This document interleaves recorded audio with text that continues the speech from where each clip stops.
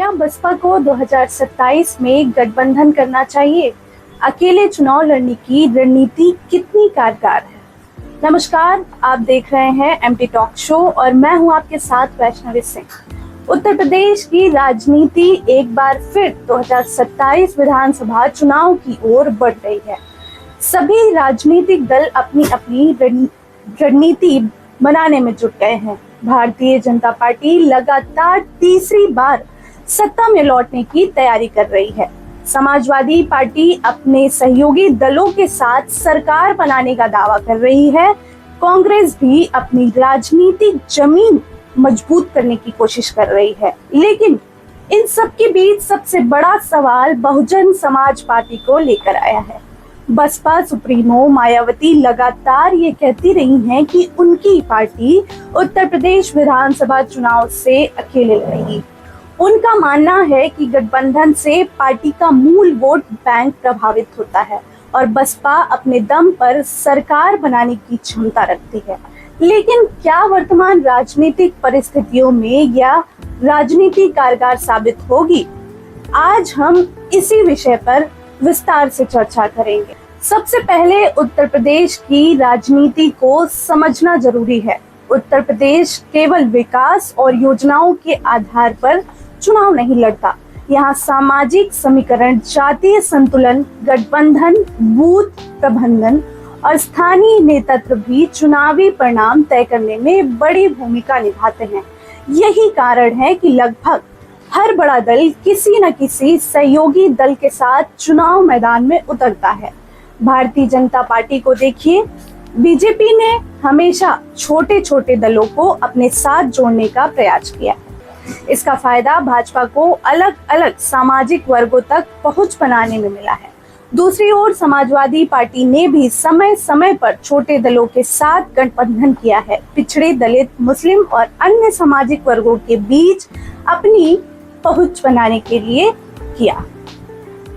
लेकिन बसपा का रास्ता अलग दिखाई देता है। मायावती बार बार स्पष्ट कर चुकी हैं कि उनकी पार्टी किसी गठबंधन के बजाय अपने संगठन और अपने वोट बैंक के दम पर चुनाव लड़ेगी। यह रणनीति नई नहीं है। बसपा लंबे समय से इसी नीति पर चलती रही है।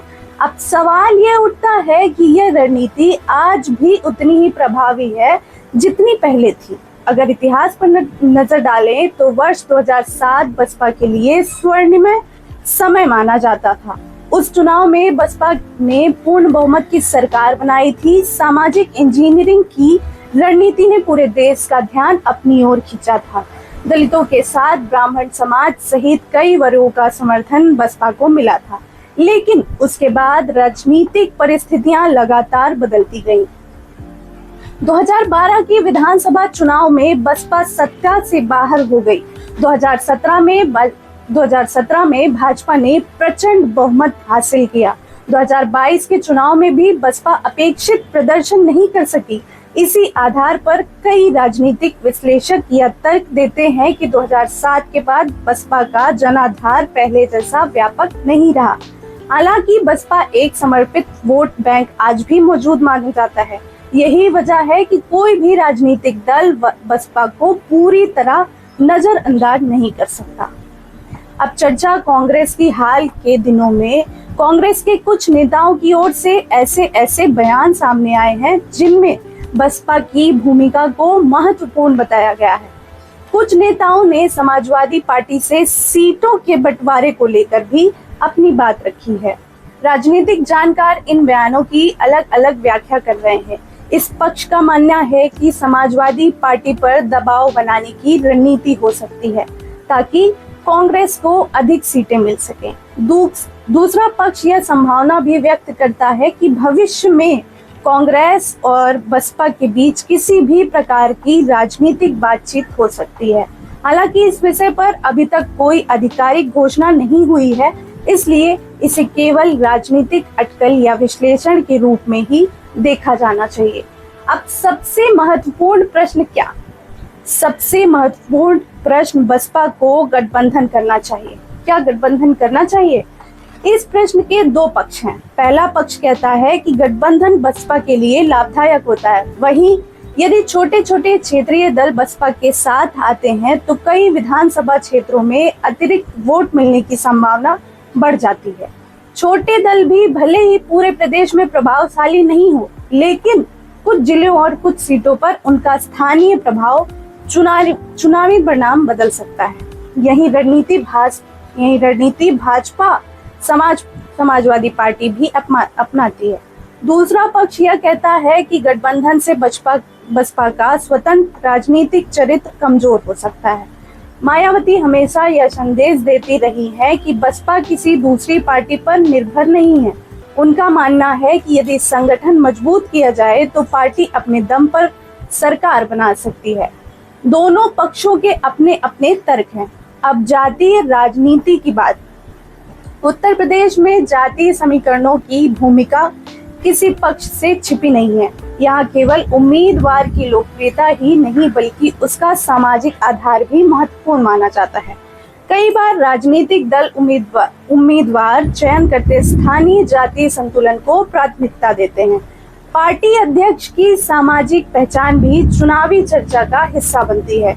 यही कारण है कि अलग अलग दल अलग अलग सामाजिक समूहों तक अपनी पहुंच बढ़ाने का प्रयास करते हैं। एक समय बसपा के साथ कई सामाजिक वर्गों तक व्यापक समर्थन जुड़ा हुआ माना जाता था, लेकिन समय के साथ राजनीतिक परिस्थितियां बदली है। कई सामाजिक समूह अलग अलग दलों की ओर आकर्षित हुए हैं। अब चुनौती यही है कि बसपा उस पुराने सामाजिक समीकरण को किस प्रकार दोबारा मजबूत करती है। अगर बसपा गठबंधन नहीं करे तो उसका संगठनात्मक स्तर भी पहले से कई अधिक मेहनत करनी है। प्रत्येक बूथ पर मजबूत कार्यकर्ता तैयार करने होंगे, युवा मतदाताओं तक पहुंच बनानी होगी, सोशल मीडिया पर सक्रियता बढ़ानी होगी, नए नेतृत्व को आगे लाना होगा, महिलाओं, युवाओं और किसानों, शहरी मतदाताओं के बीच अलग अलग रणनीति बनानी होगी। अगर यह सब प्रभावी ढंग से होता है तो अकेले चुनाव लड़ने की रणनीति भी सफल हो सकती है। लेकिन यदि संगठन अपेक्षित स्तर सक्रिय नहीं हुई तो चुनाव कठिन हो सकता है। अब गठबंधन की संभावनाओं पर बात करते हैं। यदि भविष्य में कोई राजनीतिक गठबंधन बनता है तो उसके लिए केवल सीटों का बंटवारा ही पर्याप्त नहीं होगा। विचारधारा, नेतृत्व, कार्यकर्ताओं का समन्वय और साझा चुनाव अभियान भी उतना ही महत्वपूर्ण होता है। इतिहास बताता है कि केवल गठबंधन बना लेने से जीत की गारंटी नहीं मिलती। सफल गठबंधन वही होता है जहां कार्यकर्ता भी पूरी मजबूती के साथ खड़े हों। 2027 का चुनाव कई मायनों में महत्वपूर्ण होगा। बीजेपी सत्ता बरकरार रखने की कोशिश करेगी, समाजवादी पार्टी की सरकार बनाने का दावा करेगी, कांग्रेस अपनी खोई जमीन वापस पाने का प्रयास करेगी, बसपा भी सत्ता में वापसी का लक्ष्य लेकर मैदान में उतरेगी। लेकिन अंतिम फैसला उत्तर प्रदेश की जनता करेगी। आने वाले महीनों में राजनीतिक समीकरण तेजी से बदल सकते हैं, नई दोस्तियां बन सकती हैं, नई रणनीति सामने आ सकती है। ऐसे में ये कहना अभी जल्दबाजी होगी कि कौन किसके साथ होगा। फिलहाल इतना जरूर कहा जा सकता है कि बसपा के सामने संगठन मौजूद करने, सामाजिक आधार बढ़ाने और चुनावी रणनीति को प्रभावी बनाने की बड़ी चुनौती है। गठबंधन करना है या अकेले चुनाव लड़ना है, यह निर्णय पूरी तरह बसपा नेतृत्व का होगा। लेकिन राजनीतिक विश्लेषकों का एक वर्ग मानता है यदि पार्टी अपने पुराने जनाधार का विस्तार करना चाहती है तो उसे विकल्प पर गंभीरता से विचार करना पड़ सकता है। अंत में यही कहा जा सकता है कि उत्तर प्रदेश की राजनीति में कोई भी चुनाव आसान नहीं होता। यहाँ अगर सीट पर समीकरण बनते हैं और हर चुनाव नई कहानी लिखता है।